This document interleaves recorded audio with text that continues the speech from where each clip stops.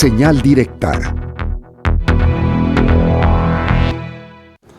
Son las 9 de la noche con 30 minutos. Regresamos a esta tercera emisión de Señal Informativa. Como lo hemos venido informando a lo largo de los diferentes espacios informativos aquí en Señal Informativa, en Radio Universidad de Guadalajara y en Canal 44, bueno, sobre la preocupante desaparición de nuestro compañero periodista Jaime Barrera y las implicaciones alrededor de este caso. Me gustaría platicar con la doctora Carmen Chinas, integrante del Comité Universitario de Análisis en materia de desaparición de personas de la Universidad de Guadalajara. Doctora Carmen Chinas, ¿cómo está? Buenas noches.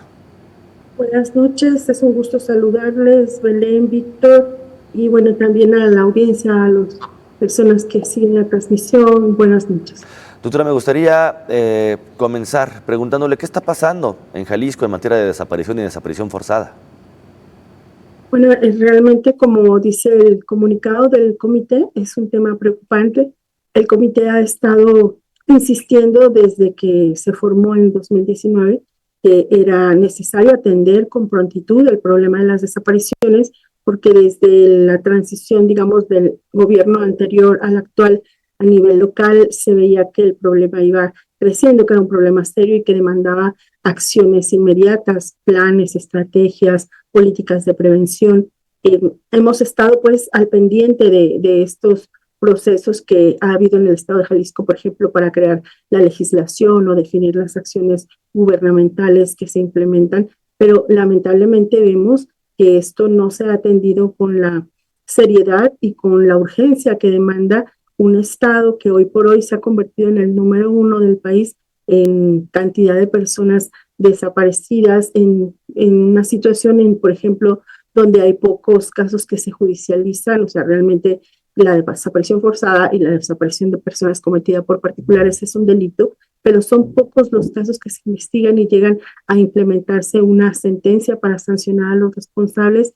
Y bueno, todo este contexto de desapariciones a la alza, pues nos lleva al punto de que hoy un periodista muy reconocido, una persona que también ha mostrado empatía y solidaridad con las familias de desaparecidos, hoy se encuentra en esa condición y que, por supuesto, como comité demandamos, al igual que la sociedad, pues que se le busque, se le localice y deseamos que regrese con bien a su familia.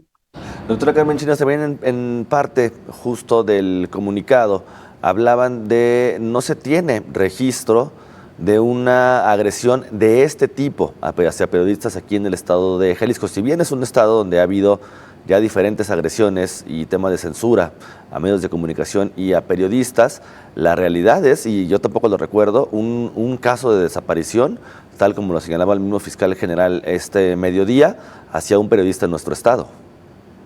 Sí, es un tema que también preocupa porque hemos visto en otras ciudades agresiones contra periodistas, violencia, homicidios contra personas de medios de comunicación, pero en Jalisco no había sucedido una situación de esta naturaleza. Hemos denunciado el año pasado, por ejemplo, en materia de desapariciones, el comité, las desapariciones múltiples, estas donde se llevan a varias personas en un mismo hecho delictivo. Pero en este caso, esa parte del trabajo y del ejercicio periodístico del colega Jaime Barrera, que está desaparecido, pues también tiene que impactar fuertemente las labores de la autoridad para la búsqueda y pronta localización. Sabemos que en el país deben implementarse medidas protectoras para personas periodistas y defensoras de derechos humanos. Incluso el protocolo homologado de búsqueda de personas desaparecidas así lo determina. En todo caso, el comité también insiste en la necesidad de que se otorguen garantías para el trabajo que se realiza por parte de los comunicadores, de las periodistas, para que pueda realizarse su labor pues con la seguridad que demanda, ¿no? Y sobre todo quienes cubren estos temas que son tan sensibles. Maestra, había una idea, al menos digamos en nuestro entorno, de que los periodistas más vulnerables a este tipo de hechos pues eran aquellos que investigaban temas delicados, incluso los que cubren pues información policíaca, de seguridad o que tiene que ver con temas del narcotráfico. Sin embargo, el perfil de nuestro compañero Jaime Barrera nos hace pensar que no necesariamente ha sido como lo creímos y que pues esto nos coloca en una nueva dimensión de esta problemática. No sé usted cómo lo vea, maestra. Tristemente, y eso es algo que el comité pues insiste en que es tan complejo y tan grave el problema de las desapariciones en Jalisco, que cualquier persona está en riesgo o estamos en riesgo, independientemente de la profesión o el sector. Evidentemente, en el caso del país entero, el sector más vulnerable es la juventud. O sea, si lo vemos como en cuanto a datos y la cantidad de personas desaparecidas por segmento poblacional, pues serían los jóvenes los más vulnerables, tanto hombres como mujeres. Pero en el resto de la población, digamos que no existe como un perfil. Y en un inicio, cuando poco se hablaba de las desapariciones, se vinculaba y se trataba de estigmatizar o intentar acercar a las personas desaparecidas con alguna razón que tuviera que ver con grupos criminales, pero con el tiempo y con la insistencia de la sociedad civil y de los propios colectivos, se ha demostrado pues que esto es una falacia, o sea que las personas, cualquier persona puede desaparecer y que en ese sentido todos tienen y todos tendrían el derecho de ser buscados. Y bueno, eso, el desmontar la narrativa que criminaliza, revictimiza y estigmatiza las desapariciones ha sido muy difícil todavía, y esto es muy preocupante. Por ejemplo, los discursos de odio que se suelen mostrar en redes sociales.